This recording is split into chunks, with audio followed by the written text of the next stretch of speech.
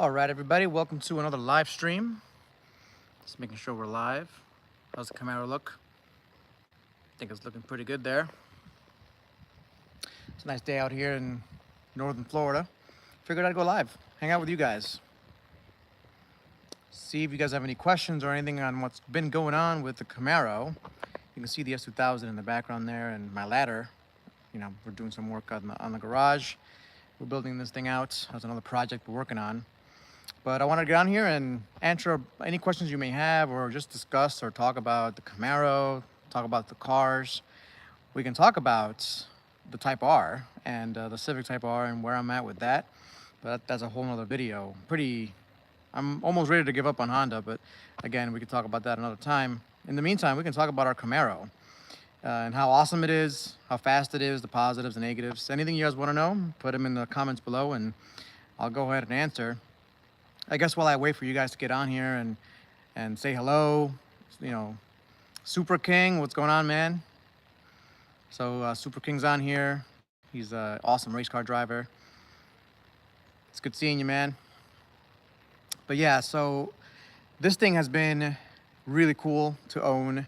I never thought I'd have a muscle car. I've always been more of a kind of a Honda S2000 Type R type guy. And let me try to get comfortable here. There we go. But yeah, it fits the area that I'm in. I'm here in northern Florida, basically Georgia, and it just kind of fits the neighborhood. It fits the people that live around here. There's a lot of Chargers, Camaros, Mustangs. It tends to just fit in pretty nicely with even the pickup trucks that are around here.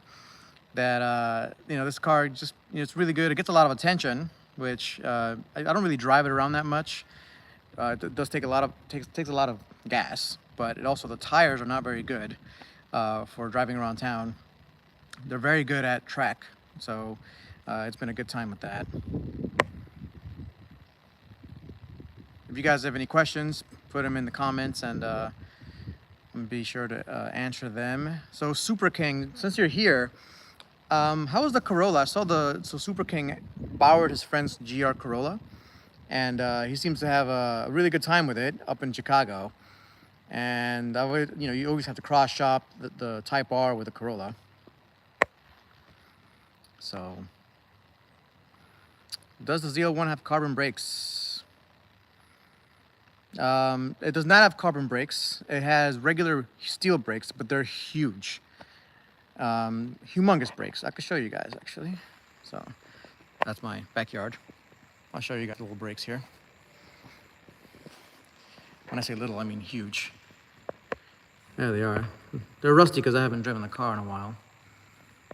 And I'm not very good at washing cars either, although I did wash this recently. Now some sneak peeks at the videos you guys haven't seen yet. That's a really cool sticker for a really good reason. This car went to Sebring with me. So this car and I went to Sebring. That video will be out pretty soon here. But in the meantime, look at the size of these wheels. I mean, the size of these brakes are huge, but these are steels. I wouldn't get carbon brakes for a track car. That's for sure. I prefer regular giant steel brakes.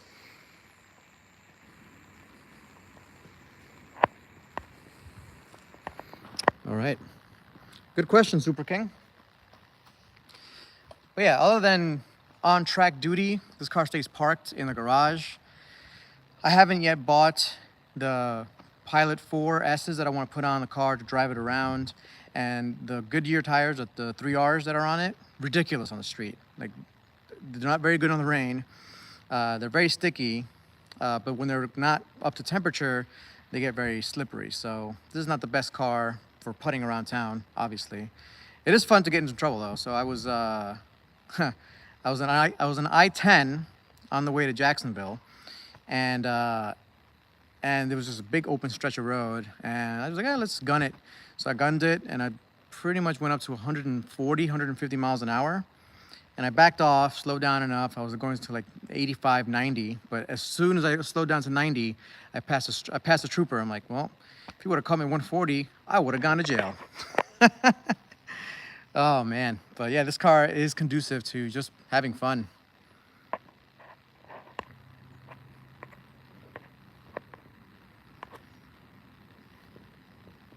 what else can I say about this thing? I mean, some positives about it. Obviously, it's the most powerful engine ever. The thing about the power, though, is that you get used to it. So it's so powerful. So when you first get into it, it feels intimidating, but the chassis takes it so well. You just get used to it. It's super easy to drive around, super easy to just hang out with it. It's not bad at all. And you know, I was taking my cousins, my dad, my nephews came. I gave them a ride in this, and you know, they were obviously scared / impressed is the right way to put it. But you know, I'm driving around these local town roads, farm roads, and you know, it's straight lines and it's super fast, and you get used to it after a while. So the speed is not as intimidating as it was when I first got it, but the power is always there, which is very impressive. So Super King, 305 tires in the front, 325R tires in the back. Yeah, corner entry is insane with this thing. Corner entry is great. I mean, every corner exit sucks compared to a lot of other cars, but corner entry is really good. The reason corner exit kind of sucks on this thing, probably number one, due to alignment. It has not been aligned properly yet.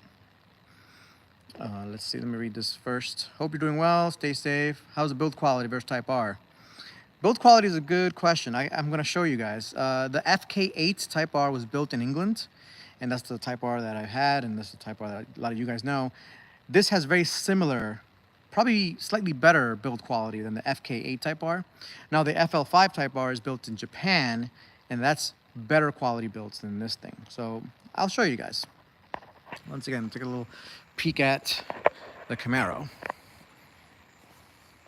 Show you what I'm talking about here. So you look at the panel gaps here, it just doesn't exactly line up. Right, look at that. This is a brand new car, and it doesn't really line up well. If you look here, it gets kind of close there, it opens up here, right? And you look at this, it's not really aligned. It's okay. It's not really the biggest deal in the world. You gotta remember, so while this is basically an $80,000 Camaro, the same body and frame is used for the $25,000 Camaro, right? The bottom end Camaro. So you're not gonna get the best quality. But if you know anything about the FK8 Type R, this has the same build quality, basically the same thing. I mean, if you look at the panel gaps, this opens up a little bit, this closes up here, right? So it doesn't really fit in that well. Same thing here, they don't really align. The bumper, it's again, brand new car, never hit anything, obviously. As far as the arrow pieces go, this is carbon fiber. This is designed by Pratt & Whitney. And if you know anything about Pratt & Whitney, they are the race car, production car creators and drivers of Camaros and Corvettes. They do Daytona, they do all kinds of stuff. Still has my PA plates. Look at the exhaust tips. You can tell I've gotten it pretty hot. I think that looks pretty cool. What do you guys think? Yeah. That's the rear wheel. So the rear disc brake on the Camaro is larger than the front disc brake of the Type R. Now there is a weight difference here. This thing weighs around 3,800 pounds. The Type R only weighs 3,200 pounds, but still, the braking difference is noticeable.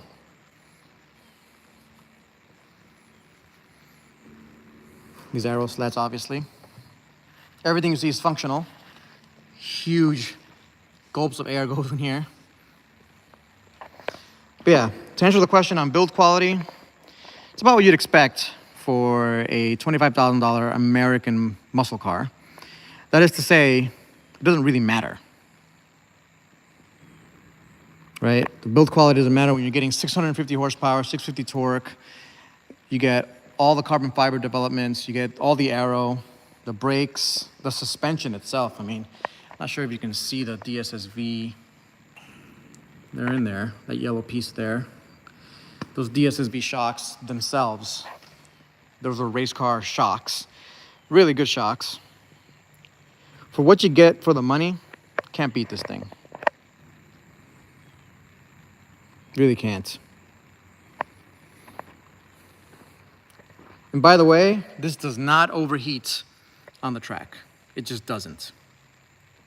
And you can thank all these heat exchangers. Those. It's got transmission heat exchangers. It's got the supercharger's got a heat exchanger on it. It does really well.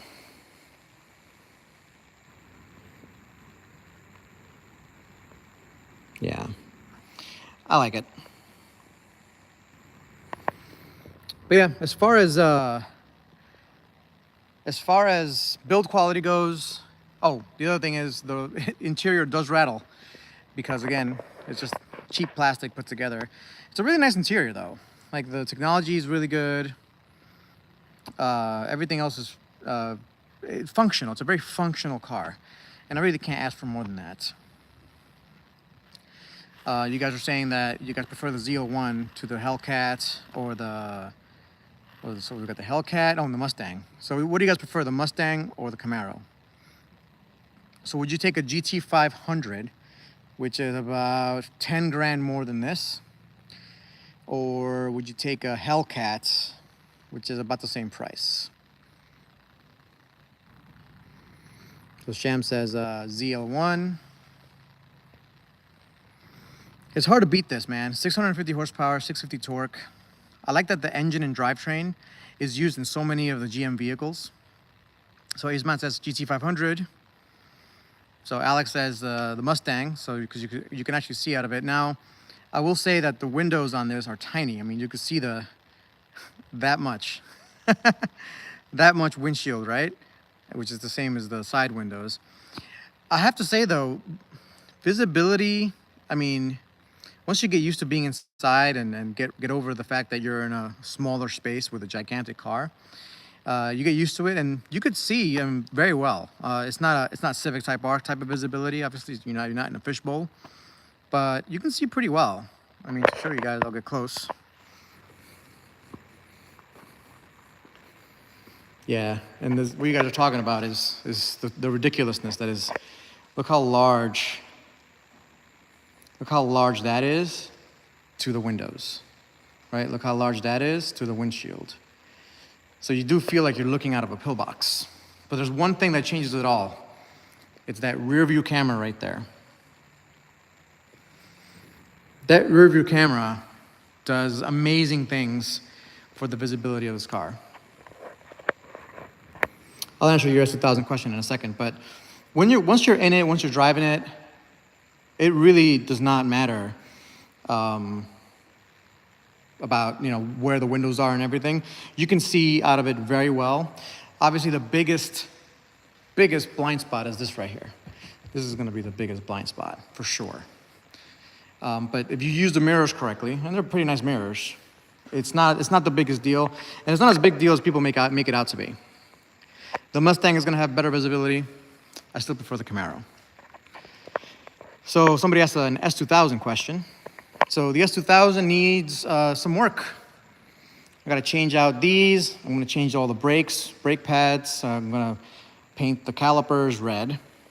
I got to change the speedometer because I got a new diff that I got put in, and the speedometer's wrong. And I got to do some general maintenance to it. So Apollo, I'm going to try to make it to one of the meets, but it all depending on the timing. I have a ton of stuff to do on this thing before it goes anywhere. But in the meantime, I mean, obviously it's a Honda, so it's drivable. It's not a big deal.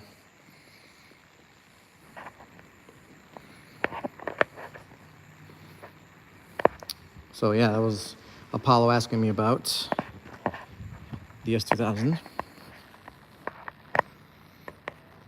Let's see what else we got.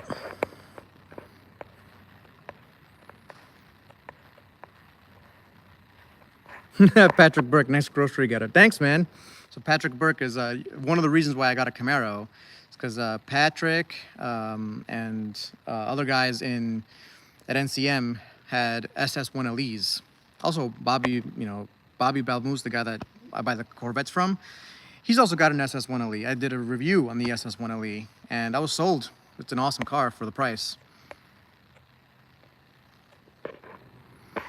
So Apollo says to come meet him at the Dragon, right? Is that what in Fontana Village in May? The S2000 should be ready, so I'm gonna try to make it to that, Apollo. And then, so Super King says that GT500 overheats on track. That's the first I've heard of it, but I'm not necessarily surprised. You can tell they cut corners on that. I mean, it's not as well done as this thing is. This thing at Sebring, so I took it to Sebring. It was 85 degrees, 90 degrees, didn't break a sweat. I had the air conditioning on, didn't care, no problems at all, no overheating, nothing. GT350 is nice. So Alex says, what about a GT350? I like the high revving V8s. I don't like the reliability of that high revving V8.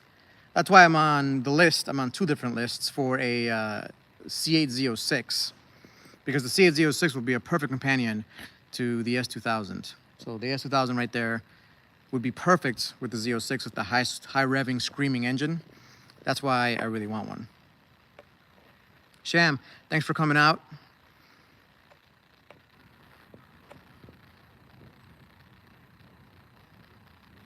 So Apollo asked the really good question of, would I take a ZL1 or a C8 with the Z51 for the same money? And it basically is the same money. I mean, this is $78,000. The C8, properly spec'd, it's at least 75. So Apollo, hard to say. Honestly though, so this thing has back seats. I want to be able to bring my daughter and possibly future kids to other car meets and things like that. Can't do that on a Corvette. So if I had to choose one, I would probably choose the Camaro. And so that's one. The second one is that the Camaro has more space. Even if you don't have the kids to worry about, you could throw stuff in the back. You could actually go get groceries. It is a grocery getter to a lot of people. So you can get groceries, you can do whatever you want with this car. Use it as a regular car. With the Corvette, it really is, it's a supercar, right? You can daily drive it, and you can get groceries and things like that, but it's not really it's not as practical as the Camaro. And then on track, it's a different experience. So this is front engine, rear drive. Obviously the C8 is rear engine, rear drive. So to answer the question, the biggest difference is going to be the way it exits the corner and enters the corner. So the Camaro is going to be really good at entering the corner. The Corvette's going to be really good at exiting the corner. Way better than this thing will ever be. I mean, my biggest hang up on this thing is corner exits, which means, when you're exiting the corner on track, you're starting to get on throttle, you're straightening the wheel out, right? That stability in the C8 and other, like the Supra, the C8s, the any mid-engine car, and the Supra has a very low coefficient of gravity, so it's very stable as well. Obviously the Porsches, you can rock it out of those corners. And the speed differential in the first half of a straightaway after a corner is felt, right? So I was competing against really fast cars, and I really could feel the fact that I couldn't really corner exit as fast as I wanted. So that's the biggest downfall of the Camaro versus the C8, but this thing has so many positives. It's hard to say no to a ZL1 1LE. Plus, including the fact that this thing is just set up so well from the factory. I don't have to worry about anything. It's all factory warranted. It doesn't overheat. There's no issues. It's designed for it. I don't have to think about it. It's like I can have a track day tomorrow. Just hop in and go. Not a big deal. It's a big change.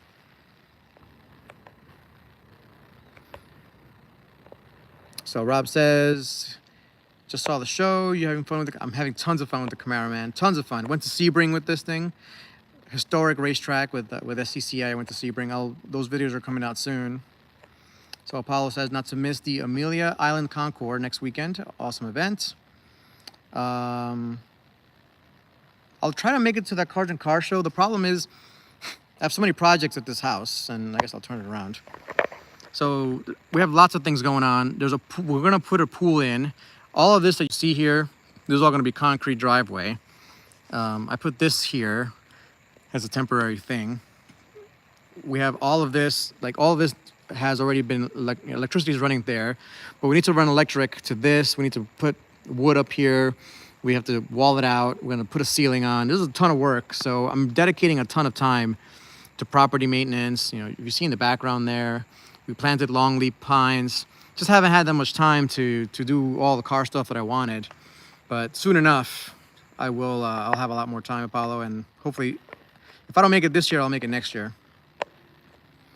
So Liam says that you love my FK8 content. Well, I'm trying to get a FL5 to compare that to the FK8, but at this point, I'm not even sure if Honda is going to make enough for anybody. So I'm actually maybe considering getting another FK8 and going a slightly different direction than my previous FK8 that I had. Make that more of a streetable track car that I can just hop in and go anywhere and enjoy myself. Where leave the real racing, like time trials and stuff like that, to the real cars, the real muscle cars like this thing, or Corvettes. So that's what I'm thinking about as far as the FK8 stuff and the FL5 stuff. But yeah, so far, pretty good questions, guys. Keep them coming. Keep them coming. Let's see if I missed anything. I think I answered the GT350 comments. I love the GT350.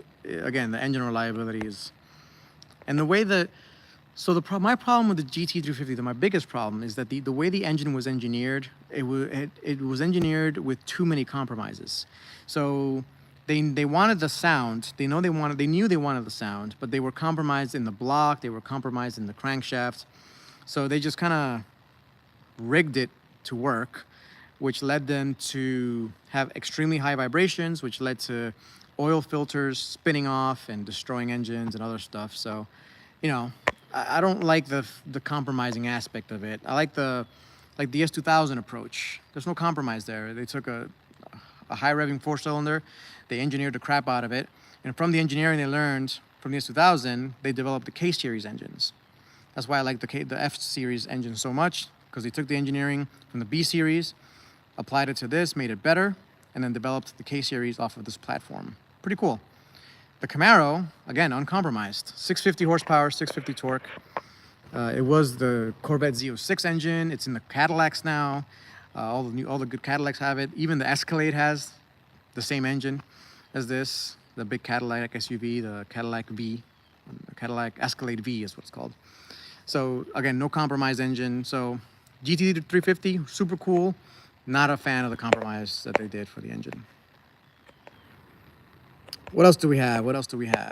As far as the fun I've had with the Camaro, so besides going to Sebring, and again, when I went to Sebring, I just loaded up the car, took my wife, loaded up the car, went to Sebring, just drove there in the morning, got a hotel room, and went to the track, did all the laps, all the sessions, loaded up the chairs, the camping chairs that we had to hang out, went to the hotel, went to dinner. This car didn't break a sweat, no problem at all. And I was, I think, the third or fourth fastest overall out of like 80 cars, or 60 cars. We had, it was like 80 cars, something like 80 cars, like third or fourth fastest overall at Sebring. So nothing for me to complain about. This car, I mean, again, that was my first time at the track with this thing. Didn't do a track alignment. Literally off the factory floor, took it to Sebring. It took the bumps, you know, if you guys done Sebring, you know the bumps under the bridge. It still took the bumps so well. It just went boom, boom, boom, no problem. I wasn't breaking a sweat. I wasn't stressed out at all. Super King says B18C is the best engine. It's because he has a B18C. The B18C is a great engine.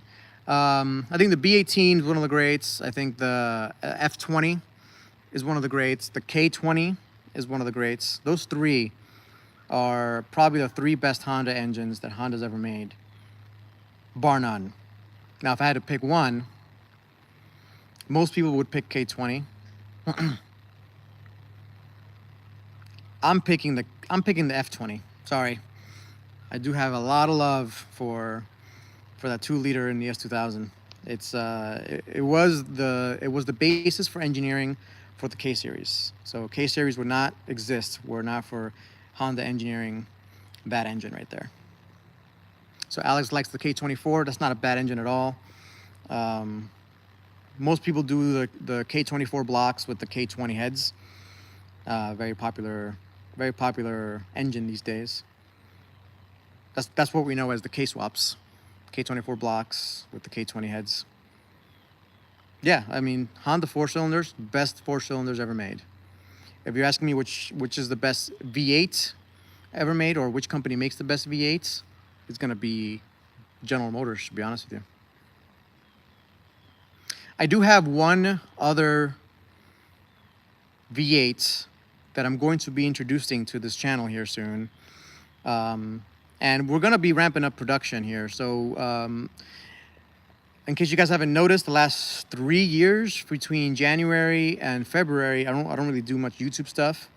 And this year's no exception. This the first couple of months I like to catch up on housework and personal work and doctor visits, all that good stuff. I have to do all of that.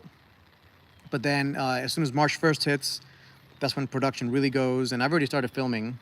So I'm doing a series on the S2000. I'm doing a series on the 335D, the diesel. Maybe I should walk over there. I'm obviously doing an ownership series on the Camaro, so don't miss that. So March 1st is when I start production back up. But yeah, that's what's been going on. So Super King says, even those old H22s. So man, Super King, I don't know if you knew, but I after I crashed the Type R, right in front of you, basically, I raced my Honda Prelude, and I owned that Honda Prelude for like 13 years. It was my only car for a good 8 or 9 of those years. It was the only car I had. It was an H22A JDM swap with a 5-speed manual that had a LSD in it. Not the SH all-wheel drive LSD. It's just a regular Honda LSD. And it did well. I did hill climbs with it. There's videos all over my channel with the H22. I love the H22. It's like the big block, but nothing beats the F20 for me. Yeah, I know B18 is where you like to be, but it's all about that F20 for me. And Alex says that the Coyote engines are a beast. Yeah, I like don't get me wrong, I like the Mustang engines. I like the Mustang period. But one of the things that I'm probably I'm gonna make some videos on this. I don't know how to do it without making them boring, but I study corporates. I study the makeup of the corporations that make our stuff in order to understand how where their philosophy comes from. So if you look at GM as a company has always been a shitty company, right? But there's rebels within General Motors that always make these crazy good products. For example, this Camaro right here. It's a good example of kind of a rebel mentality within GM. The Corvette team, a bunch of rebels, right? They survived everything through GM. They did everything they could to keep Corvette going. They are the rebels. With Honda, the S2000, I mean, that's the embodiment of the founder, Soichiro Honda, and Honda himself, he was a rebel, right? Once the corporate culture took over Honda and his corporation, they realized that, you know, where the real money to be made is minivans and car and, like, you know, fuel efficient cars and things like that. And nothing wrong with that, but it doesn't have, you know, the bean counters. And by the way, I work at an accounting firm, so I work with bean counters all day. The bean counters get control of the business and say, no, let's just make money. So it requires rebels to make cool stuff like these things. And so in Ford, unfortunately, this actually happened right after World War II, the finance people took over, and they never let go. They never let go. So if you study corporates, the corporate makeup of Ford versus the corporate makeup of GM, etc., there was a lot less room within Ford to be rebels. All the rebels have been taken care of. In GM, there's been lots of room. I mean, and if you look at Dodge, I mean, their entire company is basically made of a bunch of rebels. They just they do everything possible to get away with everything, which is super cool. So, just reading my comments here. Not a bad idea to pick up another FK8. Yeah, Paula says I should pick up another FK8. Yeah, if I eventually, I don't know how much longer I'm gonna be waiting out. I've called, I don't know, 30 or 40 Honda dealerships, and I've put a pause on that search for now, just for my own sanity. Honda dealerships are the worst to deal with, and I'm almost losing faith in the whole Honda brand, honestly. Again, after the first time dealing with Honda brand to buy the FK8. I bought it and I was okay with it, and the transmission problems happened, and I started getting second thoughts, and then they fixed it because I found a particular dealer, Honda of Hackettstown. Anyway, you know, one thing that I really don't like about Honda is that you can't call up a Honda dealership and get a space or spot for an allocation. And then when the allocation comes, hey, I want to order this car, I want this accessory, I want that accessory, I want this color. No, Honda doesn't do that for the dealers. Honda says, hey, dealership X, you're going to get this car. And you're going to get this car and that car, and it's going to be in this color, this transmission, and you get what you get. Basically it. And if you don't like it, go trade with other Honda dealerships, because that's what you're getting. With GM, and I ordered that Corvette, you get to order whatever you want. With this Camaro, I ordered it, and this is exactly what I wanted. Everything that I wanted is in this car. And it's exactly what I want, in the same color, and all of that good stuff. So it's a big difference, Honda to GM. And I know I can't recommend most GM vehicles. Basically, if it's not a V8, don't buy a GM. What's up, Laura? So Laura's asking me when I'm getting a minivan. Gotta ask my wife that, because that's her choice to get a minivan or not. I've been trying to put her in a minivan for a while, and I'd get her a Honda Odyssey in a heartbeat. But for now, we have this mom wagon right there, the X5. So yeah.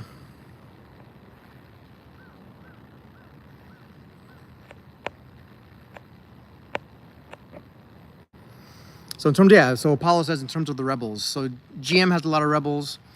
Honda, the Rebels in Honda, they're not Rebels anymore. They're all about, making sure that their engines meet standards, and they don't try to eke under the radar with the standards. Like, oh no, this, the reason the Type R's, the FK8s and the FL5s, they overheat is that cooled exhaust jacket that I keep talking about ad nauseum, and that's all to meet regulations and standards. There's ways for them to get around that, but they don't want to even seem like they're trying to get around it. They don't want to rebel against the system, right? So that's my biggest problem with Honda these days.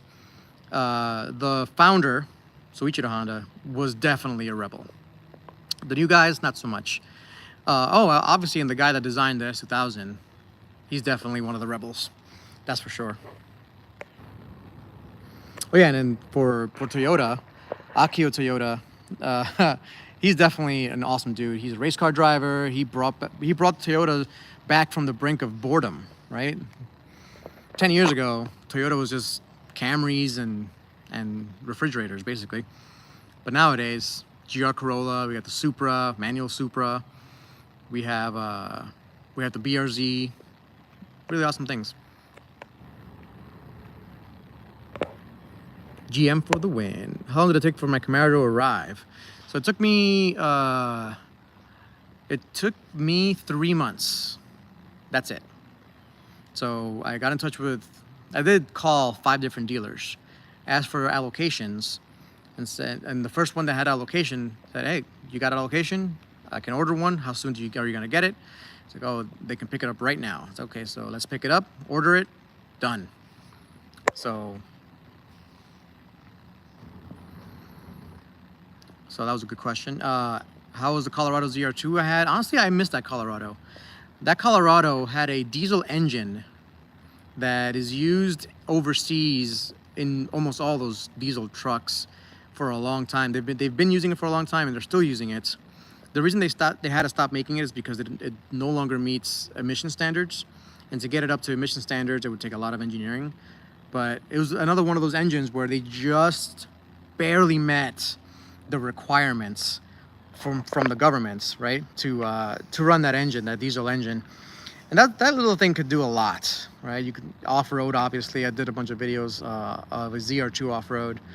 It towed, right? So it towed that trailer with the Type R and other vehicles everywhere. It just towed it from New York to Kentucky and back and to Florida, etc. I do miss that truck sometimes, but it's time for me to get a bigger truck. I'm gonna get a dually of some sort here in order for me to tow, which is gonna be, I'm gonna buy a fifth wheel with a garage that I can put the Camaro or any other car into and tow that, and that's gonna be, you know, a 20,000 pound type of thing. So I'm gonna buy a dually, and it's probably gonna be a GM, might be a Ram. I might get a Cummins or might get a Duramax. I'm not sure yet, but that's just I'm in the thoughts process on that. So, all right, we have 36 minutes in. Good questions so far. I love these Q&As, just impromptu. The reason I'm on today is, again, because I'm prepping and ready to go to start production again on my YouTube stuff, which is starting up here in March. And so I just want to get on here, and you'll start seeing my posts here soon. So stay tuned for all that stuff. And honestly, I want to show you guys the Camaro. And this is a very unappreciated car, in my opinion. A lot of people don't like these Camaros for a lot of reasons. If you drive this thing on the track, you'll love it. I guarantee it.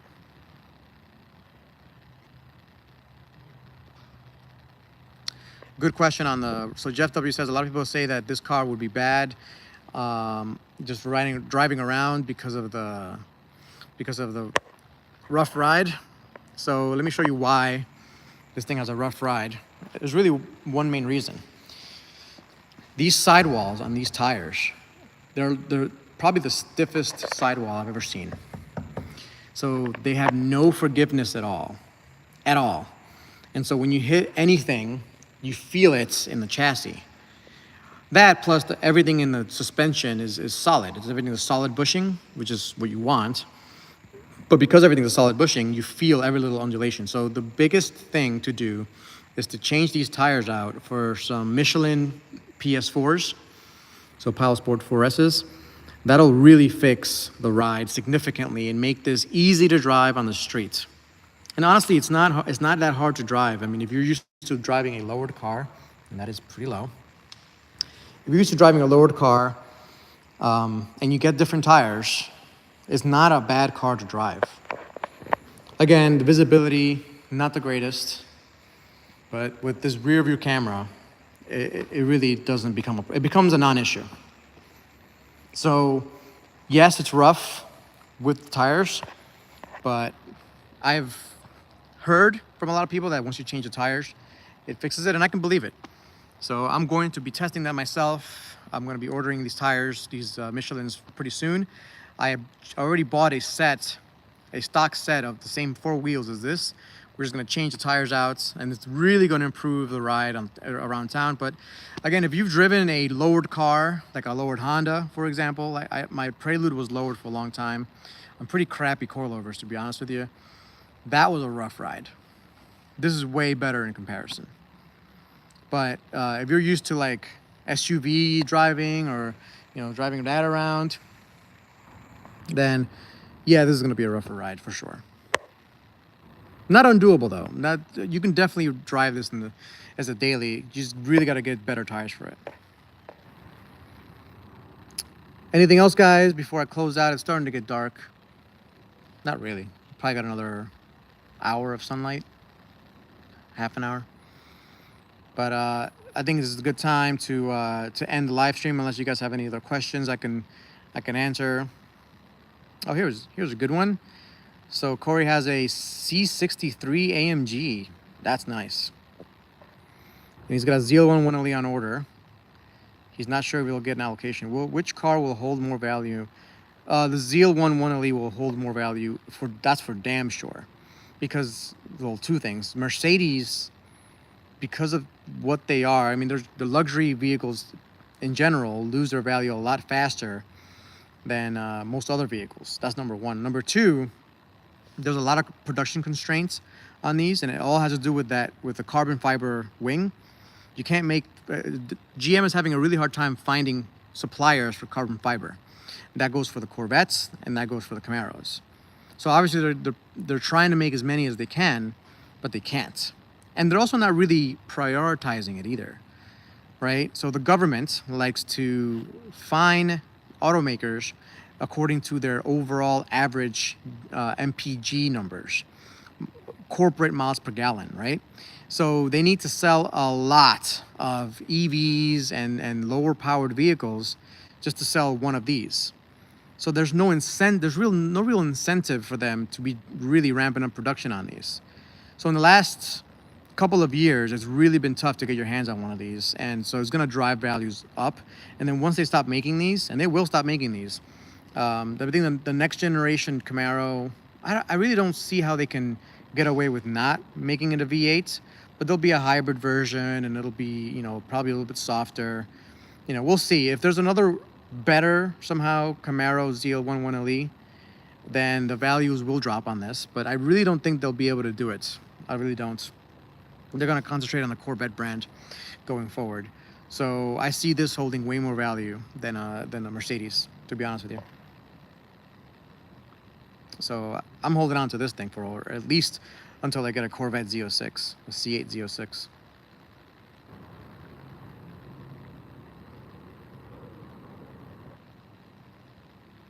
Yeah, oh man, the allocations for the C8 Z06 have been pretty bad too, right? So I expected way more production than they've been able to do lately.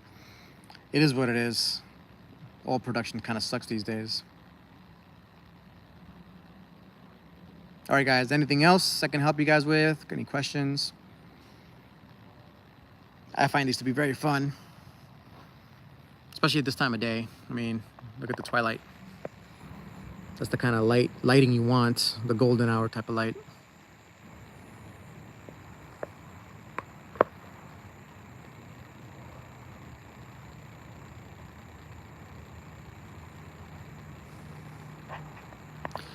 So another question came in, do I still have the Prelude? So I bought the Prelude in 2006 from my friend Mike that lived in Queens, New York. Fast forward to 2019, and I wanted him to get back on track, to get a track car and do some track days. He moved to Connecticut with his wife. He's got 2 kids now. And he's like, well, I don't have a car to do that with, blah, blah, blah. Anyway, long story short, I sold him the Prelude on the condition that if he ever wants to sell it, I would buy it. So effectively, it's on a permanent loan to my friend until the day comes that he won't want it anymore, and I'll take it back. But I wanted him to have some fun on the track, and honestly, he did a lot of that work on that Prelude, so he's got it back now. So that car's been between us. It's been with us since 2004, roughly. It's a lot of years with the Prelude. So I still keep in touch with my friend, and I know what's going on with the Prelude. Thoughts on the Corvette E-Ray? I think the E-Ray is going to be a better seller than the Z06 because it's going to be faster in a straight line. It's all-wheel drive. The E-Ray is all-wheel drive. It's got, really high-end electronics to do that. It's got the regular 6.2 liter engine from the Stingray, but it's got the wide body of the Z06. Most people like the look of the Z06. They don't necessarily care that much about the engine, so it's going to be a good seller for them. It's going to get better mileage. It's going to help them with the corporate average miles per gallon, which is why they did it, right? This is one of the reasons why they went that direction. So that's my thoughts on the E-Ray. Obviously not for me. It's not something I would like. It's over 4,000 pounds. Mr. Robert Jung, thanks for tuning in as usual. And then the Modern Prepper says I should get a Gen 4 Prelude and mod it. I will look into that. I've already modified the one I had though a lot. No, that was a 5th gen Prelude. So he wants me to get a 4th gen Prelude. 4th gen Prelude would be fun. 4th gen VTEC Prelude would be fun. The problem with the 4th gen VTEC Preludes is that they're extremely hard to find. They're all rusted out. They're all beat up on. it'd be a huge project. So it'd be something I have to think about. But yeah, that's some food for thought, I guess. All right, guys, I'm gonna finish it up here. Thanks for tuning in today. I will be ramping up production, as I said, so expect more of these as we go forward. And I hope you guys have a great rest of your evening. You know, it's a beautiful Sunday here. And catch you guys later. Peace. Oh, Superkin says I should do a whole video on corp ideas.